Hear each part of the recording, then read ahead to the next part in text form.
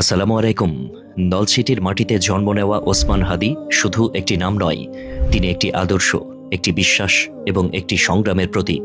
ঝালকাঠি জেলার নলছিটি উপজেলার খাসমহল এলাকার এই সন্তান বেড়ে উঠেছেন এমন এক পরিবারে, যেখানে কোরআন হাদিসের শিক্ষা, নৈতিকতা ও দ্বীনি আদর্শ ছিল জীবনের মূল ভিত্তি। এলাকা জুড়ে যে পরিবারটিকে আলেম পরিবার হিসেবে শ্রদ্ধার সঙ্গে স্মরণ করা হয়, ওসমান হাদি সেই পরিবারেরই সর্বকনিষ্ঠ সন্তান। তার বাবা প্রয়াত মাওলানা আব্দুল হাদি ছিলেন একজন মাদ্রাসার শিক্ষক, যার জীবনের ব্রত ছিল জ্ঞানদান ও দ্বীনি আদর্শ ছড়িয়ে দেওয়া। 3 ভাই ও 3 বোনের মধ্যে ছোট হলেও আদর্শ, সাহস ও চিন্তায় তিনি ছিলেন অনেক বড়। বড় ভাই মাওলানা আবু বক্কর সিদ্দিক বরিশালের গুঠিয়ায় ঐতিহ্যবাহী শরফুদ্দীন আহমেদ সাল্টু প্রতিষ্ঠিত জামে মসজিদের ইমাম ও খতিব হিসেবে দ্বীনের খেদমত করে যাচ্ছেন। মেজ ভাই মাওলানা ওমর ফারুক ঢাকায় ব্যবসার সঙ্গে যুক্ত। বোনেদের সংসারও গড়ে উঠেছে দ্বীনি পরিবেশে। কেউ মাদ্রাসার সুপার, কেউ শিক্ষক, কেউ ইমাম হিসেবে সমাজকে আলোকিত করছেন।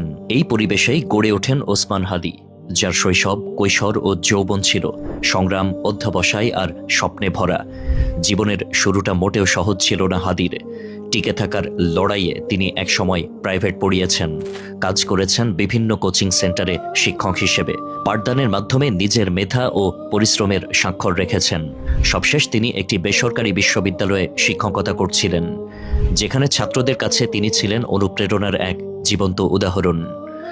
ব্যক্তিগত জীবনেও ওসমান হাদি ছিলেন দায়িত্বশীল ও স্নেহশীল। বরিশালের রহমতপুরে বিয়ে করেন, আর তার সংসার আলো করে এসেছে একটি পুত্র সন্তান। কিন্তু ব্যক্তিগত সুখের গণ্ডিতে নিজেকে কখনো সীমাবদ্ধ রাখেননি। দেশের জন্য, মানুষের জন্য কিছু করার তাড়না তাকে বারবার টেনে নিয়েছে রাজপথে, প্রতিবাদে, দেখাই ও বক্তব্যে। নলছিটির পৌর শহরের বাসিন্দা শাহাদাত আলম ফকির আবেগ ভরে বলেন, হাদি আমাদের নলছিটির সন্তান।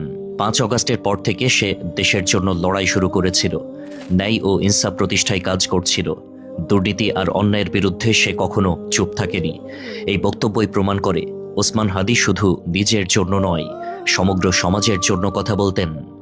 তার প্রতিবেশী সিরাজুল ইসলাম স্মৃতিচারণায় বলেন, হাদি ভাইয়ের পরিবার মানেই আলেম পরিবার। ইসলামী শিক্ষা তাদের জীবনের মূল পথ নির্দেশক। সমাজে ন্যায়, সততা আর মানবিক মূল্যবোধ প্রতিষ্ঠায় ছিল তাদের লক্ষ্য। এই আদর্শই ওসমান হাদিকে গড়ে তুলেছিল অন্যায়ের বিরুদ্ধে আপোষহীন এক কণ্ঠস্বর হিসেবে।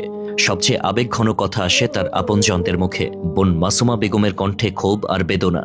তিনি বলেন, দেশপ্রেমিক মানুষের জন্য এই দেশে জায়গা সংকীর্ণ। ভাইয়ের বাংলাদেশপন্থী ভারত বিরোধী লেখাই যেন তাকে বিপদের মুখে ঠেলে দিয়েছে। আরেক বোন জামাই মাওলানা মনির হোসেন বলেন, ওসমান হাদির শরীরের প্রতিটি অংশে